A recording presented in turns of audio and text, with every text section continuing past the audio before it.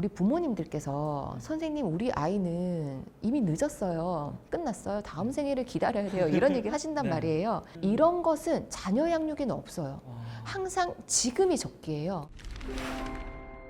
스몰비 클래스 시청자 여러분 반갑습니다. 어디든 학교의 하유정입니다. 저는 초등학생들이 진짜 중고등학생들보다 더 바쁜 것 같아요. 이제 어떤 친구들은 보면 맞아요. 이유 중에 하나가 사실 애들 학원. 그런 맥락에서 아이들이 학교 수업을 잘 듣고 공부에 집중을 할 수 있나? 이렇게 해가지고 이런 게 진짜 궁금하더라고요. 현장에서는 어떤가요? 제가 최근 5학년 담임을 했을 때인데요. 월요일 아침에 주말 어떻게 보냈는지 아이들이랑 이야기를 하거든요. 애들 발표 내용이 주말에 학원 보충 수업을 갔다. 숙제가 너무 많아서 주말에 숙제는 다 썼다. 뭐 이런 얘기를 하는 친구도 꽤 있어요. 물론 평일에도 아침 독서 시간부터 학원 숙제를 이제 밑에 이렇게 깔고 그때부터 이제 시작하는 거죠. 뭐 쉬는 시간, 점심 시간 없어요. 그렇게 열심히 학원 가서 수업 듣고 또 숙제하고 열심히 하는데 문제는 애가 이제 들인 시간과 에너지만큼 결과가 나오지 않는 애들이 많다는 거죠. 어느 날 그 수학 단원 평가를 쳤는데 그날 애들 시험을 치고 나면 애들 보통 어떻게 하는지 아세요? 어떻게 해요? 계속 이제 물어보는 거예요. 선생님 결과 언제 나와요? 뭐 나 몇 점이에요? 막 이러거든요. 그런데 그중 한 명이 저를 계속 집요하게 막 따라다니면서 점수 언제 나오냐고 막 보채면서 막 묻더라고요. 그러면서 아이가 선생님 저 이번에 정말 잘 쳤을 것 같다고 얘기를 하는 거예요. 왜 그렇게 생각해? 그러니까 지금 6학년 것도 거의 다 끝나간다는 거예요. 근데 그때 단원이 제 기억에 소수의 곱셈 부분이었거든요. 그런데 점수를 매겨봤더니 한 70점대가 나왔어요. 근데 반 평균과 또 상대적인 점수를 비교해봤을 때 잘한 건 사실 아니었거든요. 그래서 나중에 아이랑 다시 이야기를 해봤어요. 애가 뭐라고 하냐면 지금 학원에서 그 6학년 소수의 나눗셈을 배우고 있어서 5학년인데 6학년 걸 네, 한다는 네. 거죠? 네. 5학년에 나오는 소수의 곱셈이 너무 헷갈렸다는 거예요. 그럴 수 있어요. 덧셈과 뺄셈 막 하다가 어느 날 곱셈을 막 하던 아이가 다시 덧셈으로 돌아오면 그거 헷갈려하는 거 혹시 아세요? 몰랐어요. 기본적인 연산도 헷갈려하는 아이들 있어요. 그래서 6학년 걸 하고 있으니까 당연히 5학년 거는 별것 아니라고 생각을 했대요. 근데 실제로 많은 아이들이 학원에서 학교보다 진도 빨리 나가잖아요. 선행 자체가 뭐 나쁘다, 잘못됐다 그런 말이 아니라 아이가 충분히 이해하고 습득하는 그 과정 없이 진도만 나간 경우라면 언뜻 본 거잖아요. 언뜻. 습이 없는 거예요. 본인이 습득한 게 없어요. 그랬을 때는 이미 자기가 알고 있다고 이제 착각하겠죠. 착각하게 되면 수업 집중도 떨어지겠죠. 나 이미 알고 있으니까. 아는 거라고 착각하는 순간 메타인지가 흔들리는 거예요. 사실 학원에 가서 공부를 했든 본인이 자기주도적으로 공부를 했든 가장 중요한 게 본인이 아는 것과 또 모르는 것, 또 모르는 것에 더 집중할 수 있는 능력. 이 확인하는 그 과정이 굉장히 중요한데 애들이 그 부분을 놓칠 수가 있다는 거죠. 선행 자체가 목표가 된 선행은 자꾸 아이들을 이게 착각의 늪에 빠지게 만들어서 결국은 모래로 성을 쌓는 그런 학습을 하게 만드는 것 같아요. 그러면 이제 결국 많은 부모님들이 학습에서 목표하시는 많은 자기주도 학습이잖아요. 그래서 이 자기주도 핵심이 결국 몰입이고 집중 뭐 이런 것들인데 사실 많은 전문가분들이 이 오래 앉아있는 습관을 길러줘야 된다라고 말씀하시는 분들도 계시거든요. 근데 선생님 그 유튜브 채널에 보니까 오래 앉아있는 것보다 훨씬 더 중요한 좀 본질이 있다고 말씀을 주셔서 그게 어떤 건지 좀 말씀해 주실 수 있을까요? 지금 시기의 아이들은요. 마음으로 공부해요. 즉 공부 정서가 굉장히 중요한 시기인 거예요. 애들은 그 마음의 순간순간 그 상태에 따라서 어떤 날은 이 문제가 너무 쉽게 풀리기도 하고 또 어떤 날은 문제가 굉장히 어렵게 느껴지기도 하잖아요. 하루 종일 밑줄만 긋고 있어. 애들이 제 실력을 제대로 발휘하기 위해서는 감정 조절도 굉장히 중요한 거예요. 저도 애들을 키우다 보면 뒹굴뒹굴하는 그런 모습을 보면 괜히 화날 때 있잖아요. 그러면 야, 너 할 것도 안 하고 아직까지 뒹굴거리고 있어? 이러면서 괜히 화를 낸 적이 있어요. 그러면 아이가 이제 삐죽삐죽 거리면서 이제 책상에 앉겠죠. 하나 싶어서 이제 이렇게 보고 있으면 뭐 하고 있어요? 공책에다가 이제 화풀이만 하고 있는 거죠. 이게 기분이 나쁘면 공부고 뭐고 사실 다 소용이 없어요. 그죠? 짧은 시간이라도 조금 더 효율적으로 공부하게 하기 위해서는 차라리 빨리 해라는 그런 잔소리보다는 이거 빨리 끝내고 놀자 뭐 이런 식으로 하는 게 애들 입장에서는 짧은 시간 효과적으로 공부할 수 있을 거예요. 공부에 대한 그 좋은 느낌을 유지할 수 있게 해주는 게 중요하다. 있다라고 볼 수 있겠네요. 그럼에도 불구하고 단 숙제할 때만큼이라도 이게 또 앉아있는 습관을 길러주고 싶은 게 이 부모님들 마음이 아닐까 싶어요. 그래서 조금이라도 아이들에게 앉아있는 습관을 좀 길러주기 위한 방법 없을까요? 혹시 중학생이 네. 한 번에 집중할 수 있는 평균 집중 시간이 얼마 되는지 아세요? 한 40분? 40분요? 1시간? 1시간. 네. 네. 통계에 의하면 네. 7분. 아 진짜요? 네. 아니 1시간 앉아 있던데? 네. 아니 20분은 뭐 앉아 있던데? 이렇게 보일 수 있잖아요. 네. 그런데 이게 앉아는 있었는데 실제로 앉아 있었다고 오롯이 집중했다고 볼 수는 없죠. 초등학생은 네. 중학생이 그런데 그것보다 더 길다고 할 수 있을까요? 장담할 수 어렵겠죠. 없겠죠. 네. 그러면 오래 앉아 있기를 강요하기보다는 네. 해야 할 공부를 나눠서 해도 괜찮다고 허용해 주시면 좋을 것 같아요. 그러면 또 좋은 게 네. 작은 성공의 경험이 네. 또 이렇게 모이게 되는 거잖아요. 네. 그러면 그때부터 조금씩 시간과 분량을 늘려가는 게 중요한 거죠. 최대한 우리 아이가 좀 앉아있기가 힘들어 한다면 안 되는 집중 억지로 시키는 것보다는 최대한 쪼개서 그 턴을 계속 바꿔주는 게 중요하다라고 볼 수 있겠네요. 작은 목표 하나를 아이가 성취할 수 있는 그런 경험을 네. 주시는 게 네. 어쩌면 더 효과적일 수 있어요. 그렇죠. 그 작은 성취가 다음 거에 또 성취의 원동력이 될 거니까요. 할만하다. 네, 맞습니다. 그러면 이제 선생님 그 실제 자녀분들의 공부 습관도 되게 궁금해지는데 일단 선생님께서는 뭐 공부 환경이나 공부할 때 이런 부분들에 신경 써준다 이런 것도 어떻게 지도를 좀 해주시나요? 고백을 하자면 네. 저 사실 완벽한 엄마 아니거든요. 그 더 정확하게 말씀드리면 부족한 엄마예요. 부족한 엄마. 애들을 하나부터 열까지 살뜰히 네. 챙길 수가 없어요. 그런데 이 잘 챙기지도 못하면서 엄마라고 네. 또 검사는 또 자꾸 하려고 하잖아요. 다 했어? 할 거 다 했어? 어느 날 제가 아이한테 굉장히 나긋나긋하고 상냥한 목소리로 예설아 할 거 다 했어? 얼마나 남았어? 뭐 이런 식으로 물었는데 얘가 갑자기 막 저를 확 째려보면서 엄마 나 지금 하려고 했는데 엄마가 그렇게 말하니까 딱 하기가 싫어지네? 이러는 거예요. 확 올라오겠죠. 네, 굉장히 이제 올라오는데 그때 화를 다 내뱉고 나면 저는 굉장히 또 후회하겠죠. 이 자는 애 얼굴 보면서 공부가 뭐라고 애를 이렇게 막 잡았나 뭐 이런 반성 모드 또 들어가게 되잖아요. 그래서 화는 이제 꼴꺽 집어 삼켰어요. 삼키고 엄마가 이게 할 거를 다 했냐고 물어보는 건 검사를 하려고 하는 게 아니야. 서로 해야 할 일을 잘 챙겨주는 거야. 마찬가지로 너희도 엄마가 해야 할 일을 혹시나 깜빡하고 있으면 엄마 것도 좀 잘 챙겨줘. 서로 이렇게 챙겨주자라고 이제 얘기를 했죠. 근데 사실 이게 챙겨준다는 말이 하기는 하지만 자꾸 들으면 또 그것도 또 기분이 또 나쁘잖아요. 아이들이 아이디어를 낸 게 저희 집에 작은 칠판이 있거든요. 그 거실에 딱 붙어 있는데 거기에 그날 해야 할 일을 본인들이 이제 적어두겠대요. 적어두고 나면 한 거는 체크를 해두겠대요. 했으니까 건드리지 말라는 거죠. 대신 9시가 되기 전까지 체크가 안 된 게 있으면 그때는 서로 챙겨봐 주자. 다 못했어? 이거 체크 안 됐네? 이렇게 했을 때는 서로 화내지 말자.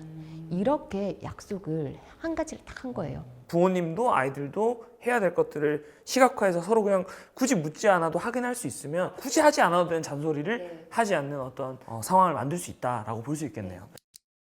그럼 이제 우리 아이들 생활과 관련된 얘기를 좀 해보고 싶은데 좀 부모님들이 들어도 잘 해소되지 않고 머리 아파 하시는 이 단골 질문이 바로 스마트폰일 것 같아요. 그래서 선생님은 일단 자녀분들에게 스마트폰을 사주셨는지, 만약 사주셨다면 언제 사주셨는지, 또 교사로서 학생들 스마트폰 이용에 관련된 좀 지혜로운 팁을 주신다면 어떤 게 있을지. 제 아이들은 지금 현재 4학년, 6학년 올라가거든요.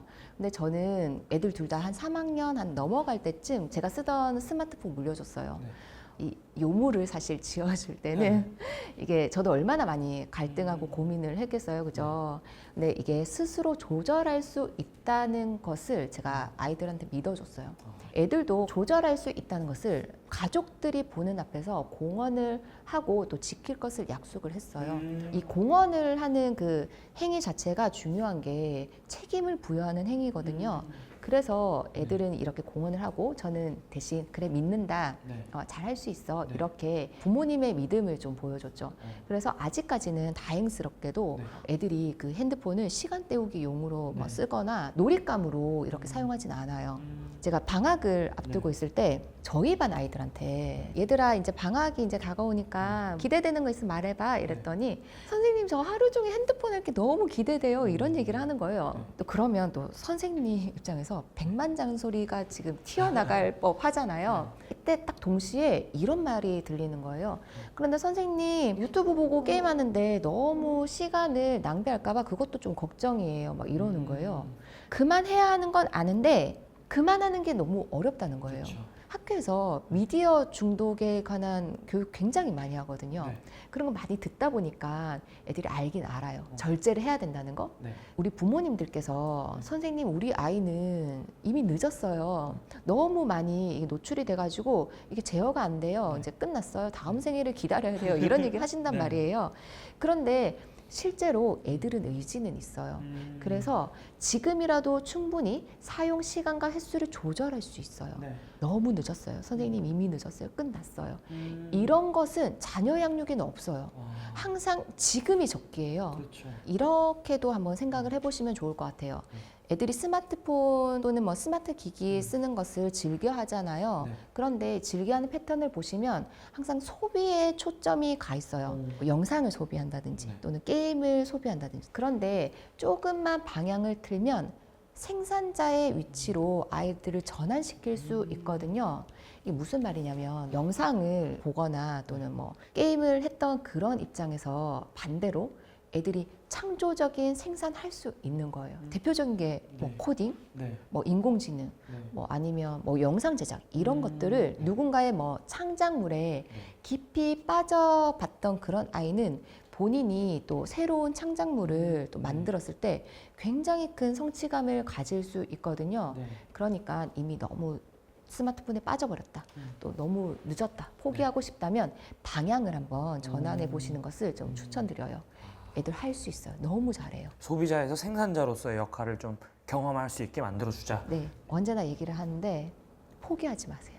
네, 포기하지 마세요. 포기하지 마시고 네. 아이들이 조절할 수 있도록 네. 많이 도와주세요. 네. 만약 핵심은 결국은 언제가 됐든 간에 우리가 포기하지 말고 아이가 스스로 자기 조절을 할 수 있게 계속 믿음을 주고 소통을 하자라고 볼 수 있겠네요. 네. 네. 그럼 이제 많은 부모님들이 스마트폰을 덜어낸 공간에 채워놓고 싶은 것이 이제 독서 습관일 것 같아요. 그래서 좀 영상에 너무 익숙한 아이에게 그걸 좀 덜어내고 독서 습관으로 그 부분을 좀 채울 수 있게 만드는 선생님의 노하우, 방법 같은 게 있을까요? 제가 두 아이를 키우면서 딱 한 가지 좀 칭찬할 걸 떠올려 봐라고 하신다면 독서 습관이에요.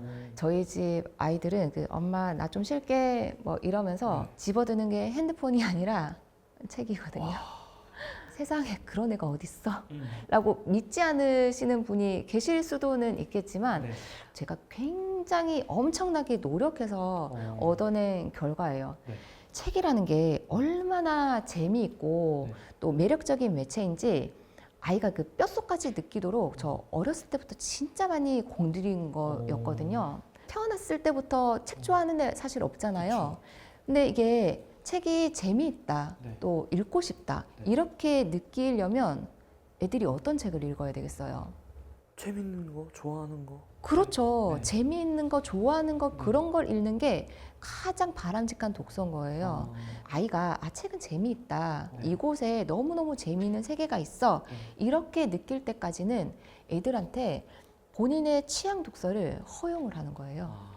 얼마 전에도 예설아 그 박스 안에 책이 왜 아직 그대로 있는 게 있네? 제가 이제 얘기를 했어요. 그랬더니 아이가 하는 얘기가 엄마 그게 왜 그대로 있는지 알아? 물어보더라고요. 네. 왜 그대로 있지? 몰랐어? 그러니까 재미가 없으니까 그대로 있는 거야. 얘기를 하는 거예요. 네. 책을 좋아하는 아이기는 하지만 본인의 취향도 있는 거예요. 그런 것들을 충분히 존중을 해준 게 사실은 가장 큰 그 핵심인 것 같아요.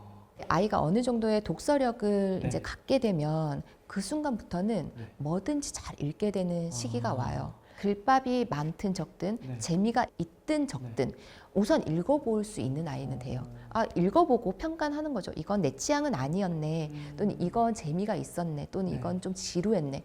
읽고 나서 평가할 수 있는 아이는 되는 거예요. 네. 이제 마지막으로 학교 생활 얘기를 좀 나눠봐야 될 것 같은데, 어떤 아이들은 또 낯을 많이 가리기도 하고 좀 내성적이라서 평소에 막 자기 의사 표현하는 거 되게 어려워하는 애들 있잖아요. 그런 경우에 이제 부모님이 좀 미리 가정에서 도움을 줄 수 있는 방법 이런 거 없을까요? 만약에 낯을 좀 많이 가린다, 또 내성적이라서 해야 할 말조차 하기 어려워한다, 이럴 때는 부모님이 좀 도와주셔야 되는데, 이때 도움이라는 게 뭔가 나서서 아이의 그 곤란함을 대신 뭔가 해결해 주시라는 그런 의미가 아니에요. 대신 아이가 좀 필요할 때는 자기 의사 표현을 할 수 있도록 말하기 연습을 좀 시켜주시는 게 도움을 주시는 거예요. 예를 들어서 이런 거죠. 혹시 그 저학년에 토하는 아이들 좀 많은 거 아세요? 그래요? 수업 시간에 갑자기 웩 하고 토하는 애들 가끔 있거든요. 그래요? 그러면 치우면 돼요. 치우고 정리하고 네. 또 주변에 아이들 소란하면 또 금방 가라앉거든요. 괜찮아, 너 많이 불편했어, 이렇게 아이들이 도와주고 할 수도 있는데, 문제는 아이 상상해 보세요. 토하는 그 과정까지 아이가 얼마나 참았겠어요. 속이 얼마나 안 좋았겠어요. 그러면 뭔가 도움이 필요할 때 학교에서 어떻게 이야기를 하면 좋을지, 이런 것은 상황에 따라서 우리 부모님이랑 계속 연습을 조금 해보시는 게 좋겠죠. 이렇게 편안하게 얘기하면 돼. 엄마도 한번 해볼게. 너도 한번 해봐. 이러면서 이렇게 이야기를 하는 게 그게 도움이에요. 네.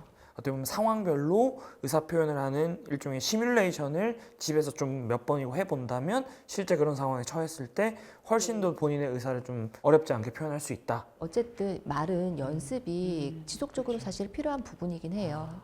그래서 오늘 이제 학교 생활, 또 신학기에 여러 가지 뭐 학교에 적응하는 것들, 또 학습, 이런 여러 얘기를 나눠봤는데, 그럼 결론적으로 선생님은 초등 시기 아이들에게 있어서 가장 중요한 게 뭐라고 생각하시는지, 부모님들이 좀 특히 이 시기에, 초등 시기에 뭐 신학기에 이런 건 놓치지 않았으면 좋겠다, 좀 뭐 마지막으로 말씀해 주신다면.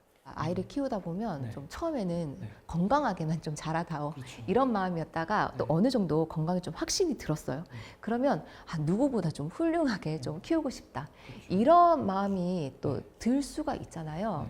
그래서 남들이 좋다는 거, 뭐 유명하다는 학원 막 알아보고, 뭐 3학년쯤 되면 뭐 요 정도 수준, 또 5학년쯤 되면 또 요 정도 수준, 뭐 이런 각종 육아 명제처럼 이렇게 떠도는 말을 기준 삼아서 애를 막 재단하기 좀 바빠요.